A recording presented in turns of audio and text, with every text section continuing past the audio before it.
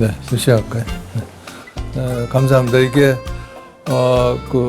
죽음이라는 주제는 현대인들이 대부분 회피하는 주제인데 이 주제로 오늘 또 좋은 토요일 날 강의를 통해서 같이 생각할 시간을 갖게 돼서 기쁘게 생각합니다. 그러면 시작을 하죠. 이게 우리 주변에 보면 이렇게 난 뭐 죽음 따위는 전혀 두렵지 않다 이렇게 얘기하신 분들이 종종 있죠. 근데 이런 분들도 본인이나 가족 중에 누가 말기암 진단을 받아서 죽음이 전에는 강 건너 불구경하듯 하다가 발등에 불로 떨어지면 그 대범한 자세가 속절없이 무너지는 걸 자주 경험을 합니다.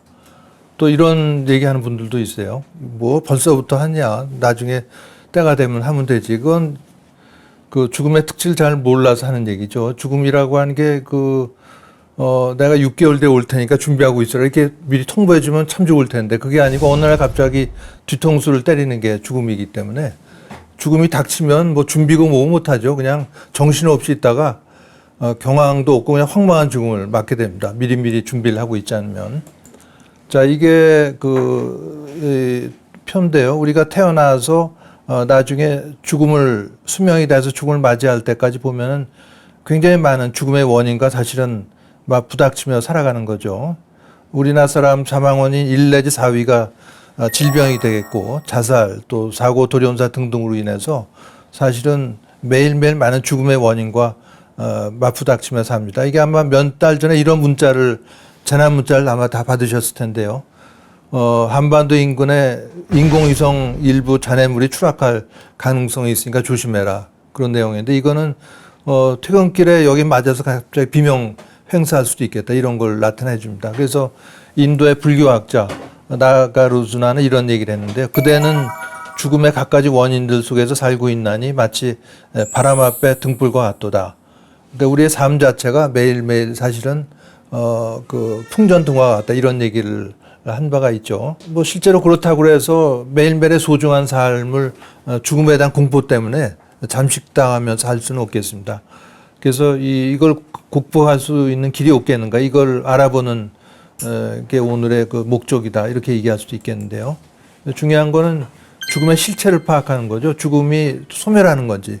대부분의 현대인들은 사람이 수십 년간의 삶을 딱 한 번만 살고 어느 날 연기처럼 그냥 호련히 사라지는 일회성 존재라고 아마 대부분이 생각을 하는 것 같아요. 정말 그런 건지 아니면 그게 아니고 뭔가 딴 데로 옮겨가는 건지 이거를 파악하는 게 가장 이런 죽음의 공포에서 벗어날 수 있는 길이 된다고 생각합니다. 머리에 떠올리기 좋은 걸로는 벽인지 문인지 이렇게 바꿔서 생각을 해도 되겠죠. 벽이라고 하는 게 바로 벽 앞에 가면 더 이상 갈 데가 없는 즉 소멸이 되겠고 이 문이라고 하는 게 문은 이거 열고 딴 데로 가면 되니까 옮겨감의 의미가 되겠습니다. 자, 그래서 이제 동전을 하나 파악하려고 해도 앞면도 봐야 되고 이제 뒷면도 봐야 되고 옆도 다 봐야 돼야지 이제 동전 하나를 파악할 수가 있는데 삶과 죽음도 마찬가지로 우리가 동전의 앞뒷면 같이 있다고 얘기를 하기 때문에 제대로 된 삶을 살기 위해서라도 죽음을 같이 생각해야지 충실한 삶을 살 수 있다 이렇게 얘기할 수가 있겠습니다. 근데 사실은 우리 주변에서 보면 죽음을 자주 생각하면서 살아가는 사람을 만나기는 이게 쉽지가 않죠. 이게 한 10여 년 전에 일간신문에 했던 기사입니다. 당시 뭐 대기업의 명예회장이 이분은 언론 재벌이었었는데 이분이 85세 나이로 죽음이 가까우니까 평소에 들지 않았던 궁금증이 들었다고 합니다. 바로 이거였는데요. 이게 너무나 궁금해서 비서들 또 가족들 그리고 이제 병문안 사람이 있으면 붙들고 이거를 물어봤다고 합니다. 근데 이분이 만족할 만한 대답을 얻고 세상을 떠나는지에 대해서는 신문에 후속 기사가 나지 않아서 알 수가 없지만 제가 추측해 보면 이분이 평소 재산만 관리할 게 아니라 죽음 관련 책도 좀 읽어보고 또 모임이나 이런 데 가서 강의도 좀 듣고 하면서 미리 관심 가졌었더라면 하고 후회하지 않았을까 제 나름대로 추측을 해본 바가 있습니다. 로마의 철학자 키케로는 지혜로운 사람에게 삶 전체가 죽음에 대한 준비다 이런 말을 남기기도 했고요. 많은 분들이 이제 신앙 가지면 다 되는 거 아니야 이렇게 얘기하시는 분들도 있습니다. 근데 이거는 꼭 그렇지 않을 수도 있겠다 이걸 시사해 주는 사례인데 영국의 유명한 장의사 엘빈 다이어가 쓴 책에 소개된 사례입니다. 목회 활동을 한 신부님이 간암으로 입원했는데 병세가 위중해서 임종할 때 가까우니까 이 평소에 친분이 있던 장의사가 병문안을 가지고 그랬더니 이 신부님이 죽음이 두렵다는 얘기를 했다는 거죠. 그래서 이 장의사가 아니 신부님 하느님 믿으시는 분인데 믿음이 어디로 갔습니까? 이렇게 했더니 신부님이 미지 세계로 가는 것만큼 두려운 곳은 없다 이렇게 대답을 했다고 합니다. 그래서 성직자라면 일반인보다 몇 배 강한 신앙심으로 죽음에 대한 두려움 같은 건 어렵지 않게 극복을 하리라 이렇게 생각을 했는데 실상이 그렇지 않은 걸 보고 충격을 받았다 이렇게 얘기를 하고 있는데 이거는 영국에서 일어난 사건이긴 하지만은 이게 특정한 지역이나 특정한 종교에 국한된 문제가 아니라고 하는 것은 또 다른 여러 사례를 통해서도 알 수가 있겠습니다. 자, 몇 년 전이 종교계의 500주년을 기린 해였었죠. 불을 지핀 분이 바로 마틴 루터인데 루터는 워낙 성직자가 될 생각이 아니었고 워낙 법률가가 되기 위해서 공부를 하고 있었다고 합니다. 공부를 하고 있었는데 어느 날 밤 천둥번개 아주 크고 요란하게 치니까 루터가 너무나 무서운 나머지 신에게 서약을 합니다. 오늘 밤 날 살려주면은 반드시 신을 섬기는 사제가 되겠다. 근데 무사히 날이 밝자 아버지의 반대를 무릅쓰고 집을 나와서 수도원에 들어가서 신부가 되죠. 오늘날 천둥번개가 아무리 크고 무섭게 치더라도 이걸 현대인들은 하늘이나 신의 노염으로 생각하는 사람은 없습니다. 이건 그냥 자연현상이고 더 이상 두려움의 대상이 아닌 것과 마찬가지로 우리가 죽음에 대해서 잘 모를 때 이런 두려움과 불안 또 공포를 크게 느끼겠지만 죽어감이나 죽음 또 더 나아가서 죽음 그 후에 대해서 어느 정도 파악하게 되면은 그런 두려움에서 벗어날 수 있는 것과 같은 이치다 이렇게 비유를 해볼 수가 있겠습니다. 자, 우리는 대화 중에 누가 죽음이란 단어를 꺼내면 이제 되게 재수없는 얘기한다고 얘기 꺼낸 사람을 면박 주고 이런 건 아마 경험을 다 해보셨을 겁니다. 듣는 것도 싫어하고 보는 거, 입 밖에 내기도 싫어하죠. 그러나 그렇게 싫어해도 죽음이 어느 날 갑자기 닥칠 수가 있습니다. 이거는 2017년이니까 6년 전에 경부 고속도로에서 일어났던 사건인데 아마 이때뿐만이 아니라 지금 이 순간에도 이런 사건이 계속 일어날 수가 있겠죠. 이 당시 고속도로를 얌전하게 운전하고 가던 어떤 운전자 부부의 차를 뒤에서 졸음운전하던 기사가 몰던 버스가 차를 덮치는 바람에 운전자 부부가 즉사했다는 기사였는데 차가 이 모양으로 우그러들었으니까 아마 살아남기는 어려웠을 겁니다. 그래서 이런 걸 보면은 저런 일이 나한테 일어날 수도 있겠고 이게 내일이 될지 아니면 10년 뒤가 될지 혹은 5년 뒤가 될지 모르고 사는 게 우리의 삶이다 이렇게 얘기할 수가 있겠습니다. 죽음의 하나의 예측 불허성을 나타내주는 일상의 사건이라고 할 수가 있습니다. 사실 이렇게 죽음이 언제 닥칠지 모르니까 사실은 때를 기다릴 게 아니라 건강할 때 이 사전연명의료 의향서를 쓴다든가 유언장 이런 걸 써야 되는데 건강할 때 이런 거 얘기 꺼내면 아주 싫어합니다. 재수없는 얘기한다고. 그만큼 죽음에 대해서 무관심하고 부정, 디나이얼하고 외면, 혐오의 감정이 짙기 때문에 이런 반응을 보이는 거죠. 그러다가 본인이 어느 날 갑자기 암, 더 나아가서 말기암 진단이라도 받게 되면은 이런 필요한 얘기를 못 꺼내게 됩니다. 암 진단 받은 환자한테 이 유언장 얘기 꺼내면 나보고 지금 죽으란 얘기냐 이런 격한 반응이 들어오니까 정말 필요한 얘기를 꺼내지 못하게 되는 거죠. 그래서 많은 우리나라 사람들 보면은 그 준비를 못하고 그냥 이런 준비 안 된 죽음을 황망스럽게 맞는 경우가 대부분입니다. 어느 종교학자는 우리나라 사람 대부분이 평소 죽음에 대해서 완전히 방치가 돼 있다가 죽음이 닥치면 벌렁 낮아빠진다 이런 말을 하는데 대단히 적절한 표현이라고 생각이 됩니다. 죽음을 바라보는 사회적 시각이 어떻게 변화했는가를 보여주는 슬라이드죠. 1951년이니까 70여 년 전인데 스페인에서 한 마을 노인이 가족과 지인들이 지켜보는 가운데 임종을 맞고 있는 장면을 보여주고 있습니다. 70여 년 전이면 아마 스페인만 그런 게 아니라 우리나라를 비롯해서 전 세계가 비슷한 상황이었을 것입니다. 대부분 집에서 죽음을 맞이했죠. 경우에 따라서 태어난 자리에서 또 죽음을 맞기도 했으니까 죽음이 일상생활에 포함되어 있었고 또 손자, 손녀가 할아버지, 할머니 돌아가신 걸 다 집에서 봤기 때문에 가족 구성원이 마지막 삶을 보살피는 분위기였다 이렇게 얘기할 수가 있겠습니다. 그러다가 최근 들어서 이렇게 변했습니다. 말기암이나 여러 가지 질환으로 임종 임박한 환자가 호흡이 불안정해지고 의식이 나빠지고 이렇게 중환자실에 들어가서 인공호흡기 장착하고 가족과 격리되죠. 그래서 혼자 새벽 2시쯤 세상을 떠나는 게 많은 현대인들의 임종의 모습이다 이렇게 얘기할 수가 있겠습니다.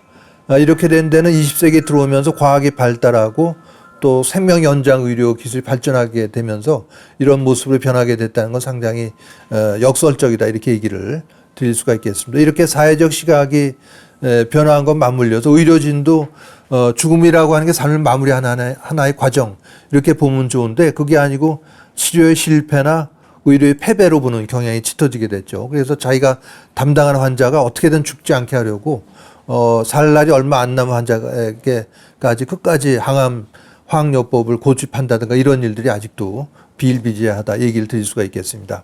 자, 이 칼 구스타프 융은 잘 아시는 것처럼 인류에게 집단 무의식의 개념을 알려준 스위스의 정신과 의사로서 프로이드와 더불어서 정신의학의 양대 산맥이라고 할 수가 있겠습니다. 융은 그 수제자였던 폰 프란스 여사의 입을 통해서 이렇게 얘기합니다. 죽음은 사라지는 게 아니고 알 수 없는 세계로 가는 것이다. 이런 말을 남겼는데 이분이 이런 결론을 내린 거는 죽어가는 사람의 꿈을 집중적으로 분석을 해서 이런 결론에 도달을 한 거죠.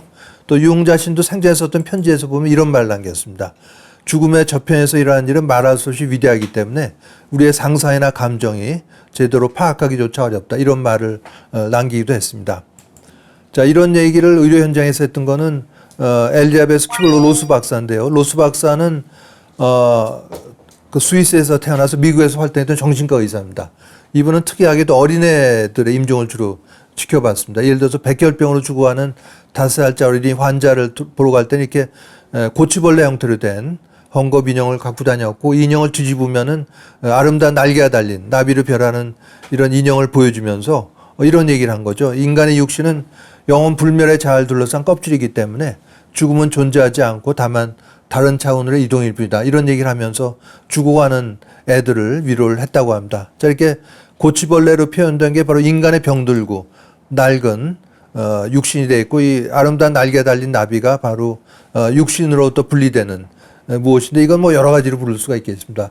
영혼, 의식체, 영어로는 스피릿, 소울 등등 부를 수가 있겠는데 이렇게 완전히 분리돼서 헐헐 날아가 버리는 게 우리가 얘기하는 죽음이 되겠고 불완전 분리됐다가 다시 육신으로 돌아오는 게 이제 소개해드릴 근사체험이 되겠습니다. 이런 일련의 정신의학자들의 견해에 의하면은 죽음은 벽으로 끝나는 게 아니라 열린 문으로서 다음 차원으로 이동이다 이렇게 볼 수 있는 죽음관이 되는 것이죠. 인류가 사실은 수천 년 동안 죽음 또 그 후를 궁금해왔다고 볼 수가 있겠는데 다는 아니어도 이렇게 담장에 난 구멍을 통해서 안을 조금이라도 좀 볼 수 있게 해준 게 이제 소개해드릴 죽음과 관련해서 인한 중요한 영적인 현상인 근사체험이 되겠습니다. 영어로는 Near Death Experience라고 하는데 최근에 니어짤 빼버리 그냥 죽음의 체험 이렇게 부르기도 하죠. 이거는 정의상 이제 심장이 멎었을 경우에 요즘은 다 심폐소생술 같은 걸 다 하게 되는데 이걸로 다시 살아나서 의식이 없었을 동안 겪은 체험 이렇게 정의를 합니다. 다시 살아난 사람의 전부가 하는 건 아니고 일부가 하게 되는데 10 내지 25% 정도가 한다고 알려져 있습니다. 25%면은 다시 살아난 사람 4명이 1명꼴이니까 이제는 꽤 많은 숫자죠. 전 세계적으로는 수천 건 이상의 사례가 실제로 조사가 되어 있습니다. 자, 여기서 보시게 되는 이러한 체외 이탈, 몸에서 빠져나오는 또 이런 빛과 조우하고 이런 체험도 중요한 요소 중에 하나가 되어 있고 서구에서는 대강 1970년대부터 여기에 대한 본격적인 학술 연구가 진행이 되어 왔습니다. 자, 이 근사 체험을 폄하하는 사람들은 이건 그냥 꿈이나 환각, 착각 아니야 이렇게 얘기하는데 이 시각장애인 본인이 얘기하듯이 꿈 속에서도 다른 건 나와도 후각이나 미각 이런 건 나와도 시각적 이미지는 전혀 나오지 않는다고 하니까 이분이 태어나서 처음으로 이 근사 체험을 통해서 보던 자기의 결혼 반지, 헤어스타일 이런 걸 꿈으로는 도저히 설명할 수가 없겠습니다. 이런 연구에 물꼬를 튼 거는 레이먼드 무디 주니어라는 의사인데요. 이분은 워낙 의사가 아니었고 대학에서 철학을 강의하던 교수였습니다. 철학 교수로서 활동을 하고 있었는데 자기 강의 듣는 학생들 또 주변 지인들 중에 이런 체험자들이 여럿 있다는 걸 알고 이걸 연구하기 위해서 다시 의과대학을 들어갑니다.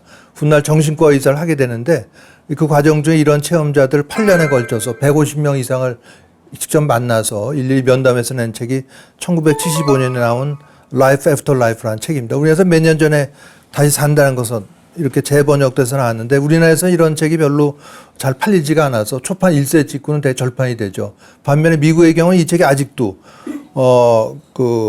50년이 다 돼가는데 아직도 개정판이 계속 나오고 있습니다. 이 책에 보면은 많은 근사 체험자들의 경험이 소개가 되고 있는데 어떤 환자가 심장이 멎어서 심폐소생술을 받고 있었는데 심폐소생술은 뭐 몇 시간씩 할 수 있는 게 아니고 길어야 2, 30분 정도 하게 되죠. 그래서 의료진은 보통 이런 대화를 합니다. 실제로 한 번만 더 해보고 포기하자 이런 얘기를 했는데 이 대화를 심장이 멎어있던 환자가 기억을 하고 있더라. 또 의료에 대해 잘 모르는 문외한인데 이 소생술의 아주 구체적인 과정까지 기억을 하고 있을 뿐만이 아니라 이 소생술에 하기 위해서 모인 의료진이 입고 있던 가운에 붙어있던 명체 이름도 기억을 하고 있더라. 이런 사례들이 다수 소개가 되고 있습니다. 또 어떤 노인은 틀니를 하고 있으면 이런 경우에는 이제 틀니를 빼고 인공호흡 같은 이런 소생술을 하게 되는데 이 노인이 다시 살아나서는 내 틀니가 응급실 서랍 세 번째 칸에 있으니까 갖다 달라 이런 얘기를 했다는 거죠. 그래서 이런 건 의학이나 과학만으로는 도저히 설명하기 어려운 현상 얘기할 수가 있겠습니다. 이 책에 서문을 써준 게 바로 아까 소개되었던 큐블러 로스 박사입니다. 로스 박사는 이 선물 써주면서 추천사를 써주면서 걱정을 해주죠. 두 부류가 공격을 해올 거다. 첫 번째는 성직자들로서 죽음은 우리 종교 전문 영역인데 감히 우리 분야를 넘보려고 하다니 기분 나빠할 거다.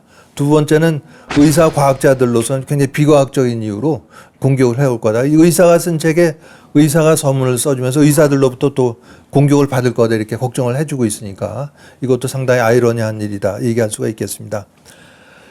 자, 이런 체험이 세상에 알려지게 된 건 무엇보다 심폐소생술의 발전에 있습니다. 1960년대는 지금 같은 형태가 아니고 심장이 멎은 환자 옆에 의사가 있으면 칼로 가슴을 짠 다음에 의사가 환자의 갈비뼈 사이로 손가락을 넣어서 심장을 밖으로 빼서 그 자리에서 쪼물딱거리고 마사지를 했죠. 그러니까 온 사방이 피투성이가 되고 서로 살아났다 하더라도 결국은 세균 감염 같은 걸로 많이 사망을 했는데 현재 같은 형태로 소생술 발전이 되면서 죽었을 사람들이 자꾸 살아나게 됩니다. 그러면서 일부가 똑같은 얘기를 하는 거죠. 죽어있던 동안 터널을 내가 통과했고 밝은 빛을 보고 죽은 가족을 만나고 살아있는 가족을 만나는 법은 절대로 없습니다. 근데 죽은 가족을 보게 되는데 근데 이런 경험을 병원에 얘기하면은 미친놈 소리를 듣게 되고 교회에 얘기했다가는 이런 마귀나 사탄에 홀린 것 같다 이런 얘기를 듣기 때문에 자기의 체험을 어디에도 털어놓을 수가 없었습니다. 그런데 이런 이상한 얘기를 흘려버리지 않고 기울여 듣기 시작한 게 방금 앞에서 소개드렸던 큐블러 로스나 레이먼드 무디 주니어 같은 정신과 의사를 필두로 해서 현재도 여전히 소수이긴 하지만 다양한 전공을 가는 의사들이 이런 현상을 연구해서 의학의 한 분야로 발전을 시켜나가고 있습니다. 란셋이라는 유명한 의학 학술지가 있습니다.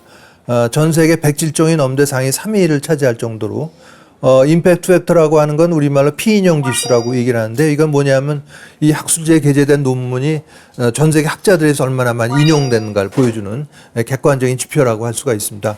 200이 넘는데요. 이게 국제 학술지 중에는 1도 안 되는 0점 몇 밖에 안 되는 학술지들도 무지하게 많습니다.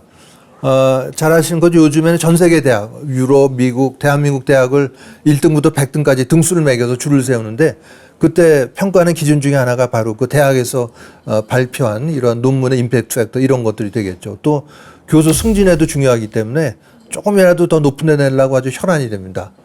따라서 경쟁이 아주 치열해서 아마 20편 논문 들어오면 한 편 정도 채택이 될 정도로 까다로운 심사와 어려운 질문, 증거 제시 이런 거에 다 통과를 해야만 이런 유명한 학술지에 게재가 될 수가 있는 거죠. 여기 2001년도에 이런 논문이 실립니다. 이 심박동 심장이 멎었다가 살아난 사람에서의 근사체험 이런 제목입니다.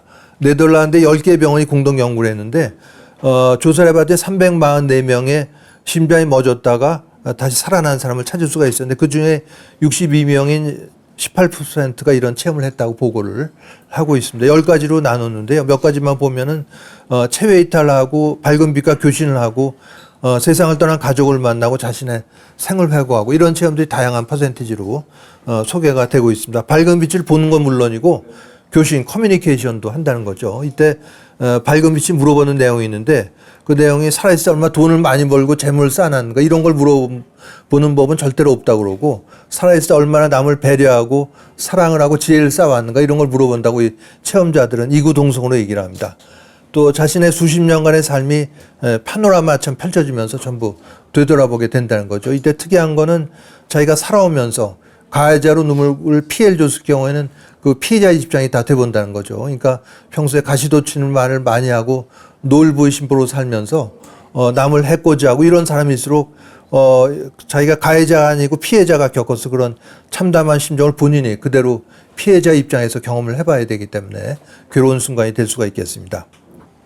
자, 이건 제가 2012년도 한국 여의사회라는 데서 이런 죽음 강의를 할 때 또 여의사 한 분이 제보해 준 내용입니다. 주인공 우리나라에서 의과대학을 졸업하고 미국에 건너가서 마취과 의사로 활동하던 분이 주인공인데, 미국에 유대인들이 생각 큰 병원이 많습니다. 그래서 주로 심장 수술 마취를 전공을 했다고 하는데, 이제 수술은 이제 외과 의사가 하겠죠. 근데 이 미국인 외과 의사가 평소에 동양인을 좀 비하하는 성숙하지 못한 버릇을 갖고 있어서 한국인 마취과 의사도 늘 무시를 했다고 합니다.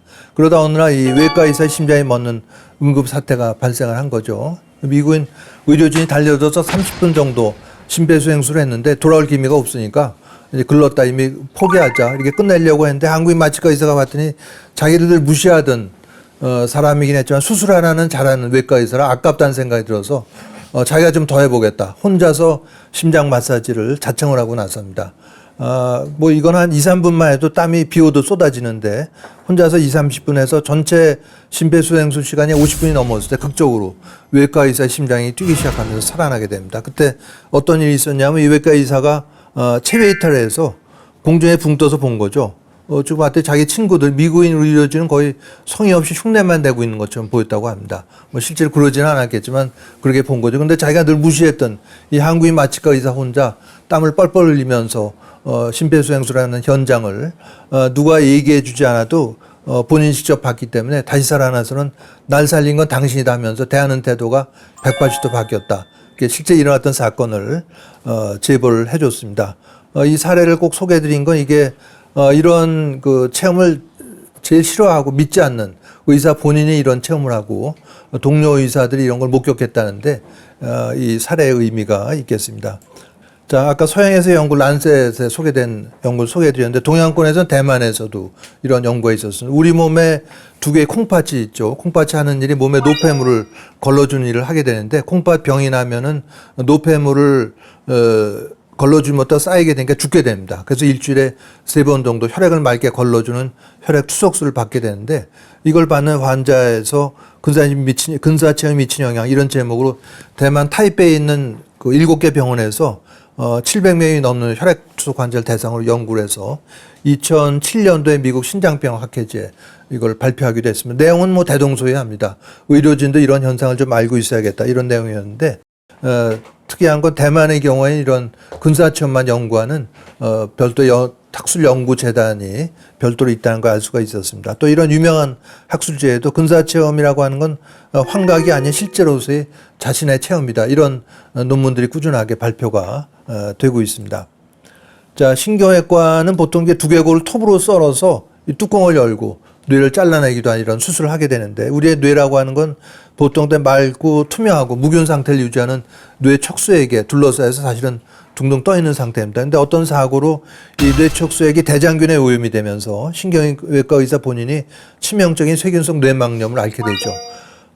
일주일간의 혼수 상태, 뇌사 상태까지 빠졌었는데 극적으로 살아나게 됩니다. 그러면서 이런 체험을 하게 된 거죠.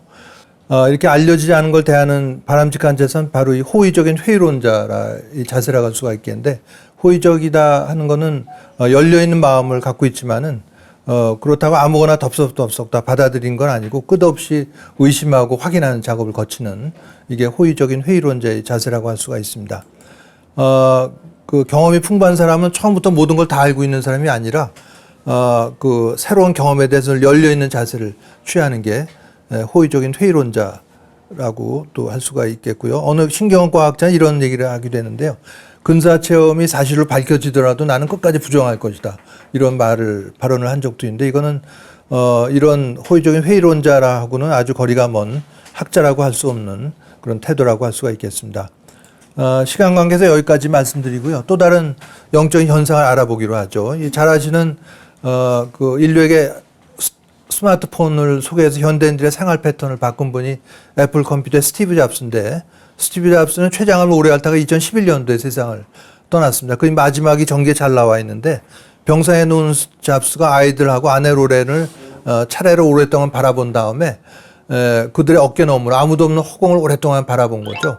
그리고 눈을 감기 전에 마지막으로 어떤 말을 남겼냐면 오와우라는 감탄사 3마디를 하고 눈을 감았습니다. 뭐 대단한 걸 봤기 때문에 이런 감탄사를 남겼을 텐데 뭘 봤는지는 아무도 모르죠. 또 관심 있는 사람도 별로 없는 것 같은데 그렇다고 해서 그 좌합수의 영혼을 만나서 그때 뭘 봤길래 그렇게 감탄했는가 이렇게 물어볼 수밖에 없을 것 같지만 그렇게 할 수가 없는 일이기 때문에 그러나 우리가 알려진 현상을 통해서 충분히 알아볼 수가 있습니다. 삶의 종말 체험이라고 하는 거는 눈을 감기 전에 먼저 세상 떠난 가족이나 지인의 마중을 받는 또 임종자가 멀리 떨어진 공간에 있는 지인들 앞에 모습을 나타내기도 하는 이런 현상을 얘기를 합니다. 이걸 연구한 분은 영국의 피터 패닉이라는 정신과 의사인데요. 이분은 그 간질과 요새 뇌전증이라고 했는데 이런 쪽의 연구도 많은데 영국과 스코틀랜드에서의 체험을 광범위하게 수집해서 우리나라에서 10여 년 전에 죽음의 기술이라는 제목으로 책이 번역돼서 나온 바도 있습니다. 그러나 죽음이라고 하는 게 동서고금을 통해서 공통적으로 이러한 현상이기 때문에 우리나라에서도 하스피스에서 임종자를 많이 보는 실무자들은 아주 잘 알고 있는 내용으로 이게 임종자나 가족들한테 편안한 느낌을 주기 때문에 이걸 마지막 선물 이렇게 부르기도 합니다. 이걸 잘 알고 있어야 되는 이유는 우리 모두가 사별을 하기 때문이죠. 가족들, 배우자, 언젠간 세상을 떠나기 때문에 임종 때 이런 현상들이 다 나오기 때문에 이런 걸 알고 있어야만 그 죽음을 적절하게 대처할 수가 있습니다. 1926년에 윌리엄 바렛이라는 아일랜드 왕립과학원의 물리학 교수가 있었는데 이분의 부인이 산부인과 의사였습니다. 근데 한 환자가 임종 시에 본 어떤 환영, 비전에 충격을 받고 이런 걸 조사해서 죽음의 자리에 나타나는 환영들, 데스베 비전이라는 책을 출간을 하게 되는데 주인공은 건강한 아이를 출산했지만 이제 출혈이 심해서 죽어가게 된 상황이었습니다. 그런 상황에서도 상냥한 미소를 띠고 특히 아무도 없는 허공에다 대고 누구랑 얘기를 하고 이런 모양새를 보인 거죠. 그래서 간병인이 물어봅니다. 뭘 보고 있냐 물어봤더니 자기가 본 걸 얘기를 하는데 사랑스러운 비 경이로운 존재들 하면서 오래전에 세상을 떠난 아버지를 본 거죠. 그러면서 내가 온다고 너무 반가워하시네 이런 얘기를 합니다. 그런데 이 환자가 좀 있다가 당혹스러운 표정을 지으면서 그런데 아버지가 동생과 같이 있어요 라는 얘기를 합니다. 이 환자의 동생이 사실은 3주일 전에 먼저 죽었지만은 환자의 몸 상태가 너무 안 좋으니까 가족들 일체 입을 다물고 한마디도 얘기해 주지 않았던 건데 주인공은 자기의 임종이 임박해서 오래전에 세상을 떠난 아버지뿐만이 아니라 3주일 전에 죽었지만은 아무도 얘기해 주지 않았던 자기 친동생의 마중을 받게 된 걸 얘기를 합니다. 이걸 보면은 뭐 헛것을 보거나 이런 게 아니란 거를 진실성을 우리가 알 수 있는 것이죠. 자, 이거는 제가 수십 년 알고 지낸 어떤 신장내과 교수 한 분이 몇 년 전에 경험한 사례입니다.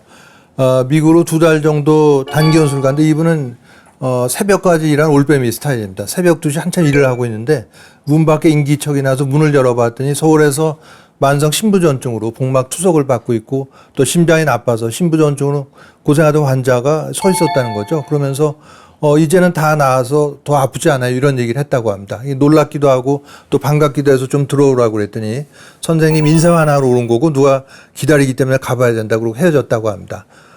이 교수가 한 달 후에 귀국해서 이 환자가 궁금해서 의무 기록지를 확인해 봤더니 이 환자는 사망을 했고 사망 시각이 바로 한 달 전 새벽 2시에 만났던 그 시각이었다 이렇게 얘기를 하고 있습니다. 자, 어떻게 좀 섬뜩하신가요?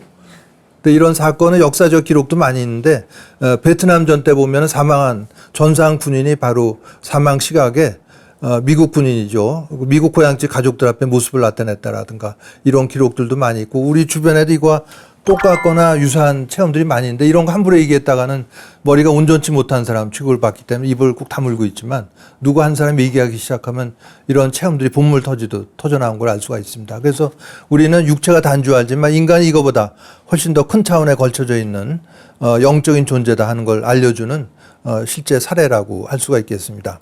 2015년에 9월이죠. 미국 애리조나 투싼.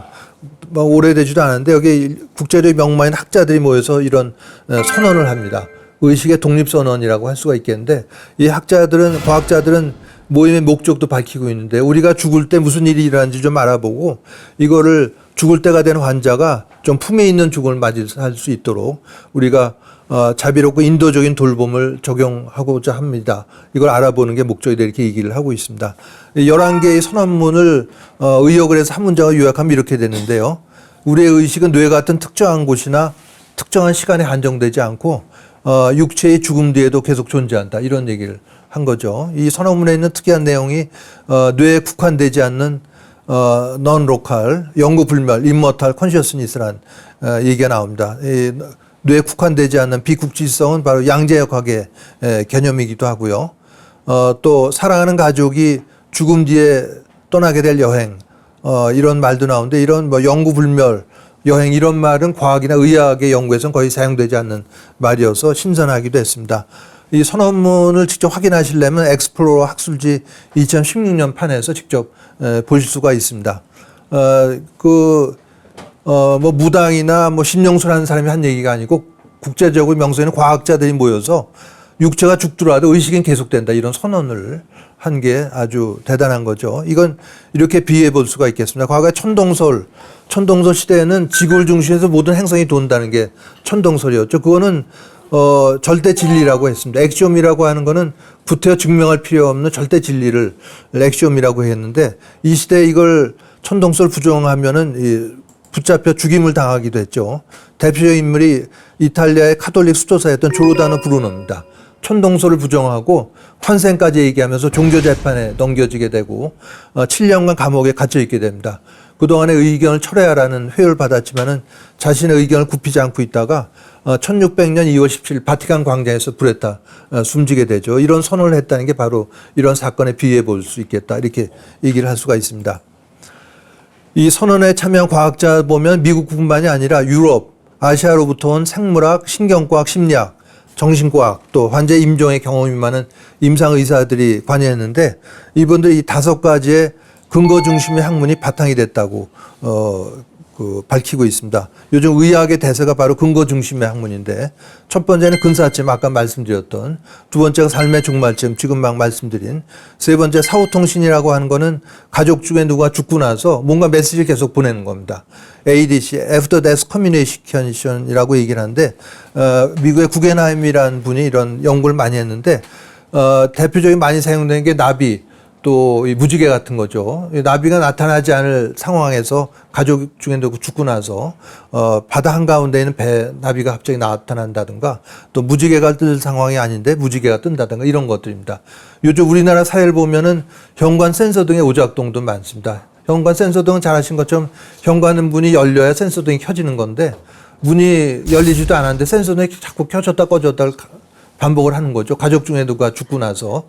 그리고 나서 어느 시점부터는 없어지는데 그거는 고인이 내가 잘 있다는 걸 가족들에게 알리기 위한 그런 내용이죠. 이런 걸 알고 있으면은 그걸 하는데 그걸 모르면은 이건 뭐지 하면서 그냥 놓치게 되죠. 또 하트 모양의 구름을 보인다든가 굉장히 다양한 또 고인이 좋아하던 향수나 꽃 향기 이런 향내가 갑자기 나온다든가 이런 것들도 사후통신의 일종인데 이런 것들이 바탕이 됐다는 거죠. 또 영매에 대한 연구, 죽은 고인의 영혼과 소통할 수 있다고 알려진. 5번째가 어린이들의 전생을 일부 어린이들이 한 2살 무렵부터 자기의 전생, 패스트 라이프를 기억을 하기 시작을 합니다. 7, 8살 때까지 지속되다가 없어졌는데 이거에 대한 데이터를 가장 많이 가지고 있는 게 미국입니다. 미국 버지니아 의대 인지과학연구소는 이런 사례를 3,000건 이상의 실제 조사한 사례를 가지고 있는 거죠. 이런 5가지의 근거 중심의 학문이 이런 선언을 하게 된 배경이 됐다고 얘기를 하고 있습니다. 자, 심폐소생술의 발전으로 인해서 이제는 전 세계적으로 수천 건 이상의 사례가 축적된 근사체험이나 삶의 중말점 이런 걸 통해서 뭐 다는 아니겠지만 이게 방문에 있는 열쇠 구멍을 통해서 안을 좀 들여다본 정도는 우리가 충분히 알 수 있게 됐다고 얘기를 드릴 수가 있습니다. 방문이 있는데 그냥 꽉 닫혀 있어서 아무것도 알 수 없는 것 같다고. 그래도 열쇠 구멍이라도 있어서 좀 들여다볼 수 있고 안을 좀 파악하는 건 하늘과 땅 차이라고 할 수가 있겠죠. 자, 이렇게 죽음을 직시하게 되면은 어떤 일이 생기냐. 시선을 돌리게 된다는 거죠. 되게 그 지상에 머물렀던 시선. 어느 명예교수 한 분 우리나라 사람들이 대화는 아주 평등하다고 얘기를 합니다. 만나면 하는 얘기가 아빠도 평소하고 자식이 공부 몇 등 하는지 2가지만 얘기하기 때문에 아주 평등한 대화를 한다고 하는데 여기서는 좀 벗어나서 그곳에 별을 바라보는 쪽으로 시선을 돌리는 중요한 계기가 된다는 거죠.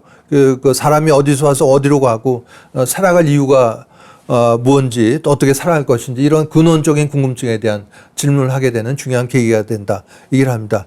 여기에 그 도화선이 된 게 바로 지금까지 말씀드린 눈에 보이지 않는 세계가 있다는 걸 알고 이걸 인정하는 게 이런 시선을 돌리는 계기가 된다 이렇게 얘기를 합니다. 돌아가신 법정 스님 수필집에 자주 등장한 게 이 헨리 데이빗 소로의 월든이었죠. 월든은 이 호숫가에 이 통나무를 짓고 2년만 살면서 여러 글을 남겼는데 헨리 데이빗 소로는 이런 말을 남겼습니다. 이 사람들 대부분은 조용한 절망 속에서 살아간다. 이런 말을 남겼는데 150년이 지난 지금도 크게 달라 보이지 않습니다. 많은 현대인들이 왜 사는지, 살아갈 이유와 목적이 뭔지 이런 걸 모르고 살아가기 때문에 아마 대부분 조용한 절망 속에 살아간다. 이렇게 얘기할 수가 있겠습니다. 100년 전 인물인 윌리엄 제임스, 미국의 심리학자이자 철학자인데 이런 얘기를 했습니다. 인간이 내적인 공허함을 넘어서기 위해서는 생물학적으로 한 번만 태어나서는 안 되고 정신적 또 영적으로 한 번 더 태어나야 된다. 이런 얘기를 하는데 이렇게 다시 태어날 수 있는 계기가 되는 게 지금까지 말씀드린 이런 눈에 보이지 않는 세계에 대한 이해하고 이걸 알게 되는 거라고 얘기를 드릴 수가 있습니다. 이번에 2011년 초에 세상 떠나기 며칠 전에 봄내음이 막시라면서 서울 아차산으로 소풍을 갑니다. 본인은 거동을 못하니까 이제 침대에 누운 채로 가족들 또 사무소 직원들하고 같이 간 차례에서 일행 중 한 명이 한 말씀 해보라고 그랬더니 이분이 남긴 마지막 말은 여러분 고맙습니다 했습니다. 하늘도 고맙고 나무도 고맙고 바람도 고맙고 모두 고맙습니다가 이분이 남긴 마지막 말이었습니다. 자, 우리가 생사관, 다른 말 죽음관을 갖춰야 되는 이유 살면서 뭐 돈도 피하고 명예도 추구하고 하겠지만 너무 이것만 하지 않게 나누고 사랑을 하고 이해하는 균형을 갖게 해주는 단초가 된다. 이렇게 얘기를 드릴 수가 있겠습니다. 자, 우리 사회가 이렇게 죽음의 질이 바닥권인지를 알려주는 사건이 뭐 여러 있지만은 대표적으로 소개할 수 있는 건 2009년 8월에 헌법재판소에서 학교 주변에 낙골당 건축을 불허하는 판결을 대법관 9명 중 5대 4로 내렸다는 기사가 난 적이 있습니다. 그 판결문의 이유가 우리 사회가 아직 죽음에 대한 두려움의 정서가 크다. 두 번째, 눈물 흘리는 유가족 보여주는 거 아이들 교육에 안 좋은 영향을 줄 거다. 이런 이유였다고 합니다. 집값 떨어진다가 뭐 판결문에까지 들어가 있지는 않겠지만 이런 것들이 아마 작용을 했을 것이고 또 비슷한 시기에 국회에서도 학교 보건법상 금지시설에 낙골당까지 포함하는 법안을 통과시켰다는 기사가 난 적이 있는데 안타까운 일이죠. 학교 주변에 낙골당이 세워지면은 학생들한테 어린 시절부터 자연스럽게 죽음 교육이 이루어질 수 있는 주요한 기회가 될 수 있는데 이런 거를 뿌리채 뽑아버린 그런 사건이라고 할 수가 있습니다. 또 이것 말고도 굉장히 여러 가지 사건이 있죠. 세 번째는 사별 문제죠. 우리는 부모, 형제, 또 배우자, 자식과하고 영원히 살 것처럼 살아가지만 사실은 어느 시점에 이르면 먼저 떠나가기도 하고 떠나 보내기도 하면서 사별을 경험하게 됩니다. 사랑하는 가족과 사별하고 나서 슬픔에 빠진 건 자연스러운 일이지만 몇 년이 지났는데도 아직도 깊은 슬픔에 빠져서 식음을 전폐하고 지내고 이런 거는 안타까운 일이기도 하고 고인이 바라는 일도 아닐 겁니다. 이런 경우에 육체는 사라졌어도 육체를 움직이게 되면 영원불멸의 자아는 없어진 게 아니고 이동했고 우리가 꼭 다시 만나게 된다. 이런 알을 통해서 깊은 슬픔에서 빠져나올 수 있는 그런 계기가 될 수가 있습니다. 마지막 슬라이드인데요. 이 슬라이드는 아까 위계 사진작가가 찍은 Walk into the Paradise Garden이라는 작품입니다. 자신의 두 자녀가 걸어가는 뒷모습을 찍은 건데 저는 이거를 죽음은 소멸이 아닌 옮겨갑니다. 이걸 강조할 때 즐겨서 인용을 합니다. 옮겨가기 전에 할 일이 이거죠. 마음이 원하는 걸 놓치지 않은 방법으로 삶을 살아가야 될 텐데 이런 걸 권장을 합니다. 어깨에 가상의 새가 앉아있다고 가정하고 매일 아침 새한테 물어보는 거죠. 오늘이 내가 죽는 날이냐 새야 준비됐니? 바랐던 대로 인생을 살았니? 되고 싶던 사람이 됐니? 하면서 매일매일 아침 눈에 보이지 않는 새한테 물어봄으로써 마음이 원하는 걸 놓치지 않은 방법으로 살아갈 수 있다고 얘기를 합니다. 장시간 강의를 들어주시느라고 대단히 수고 많으셨습니다. 네, 감사합니다.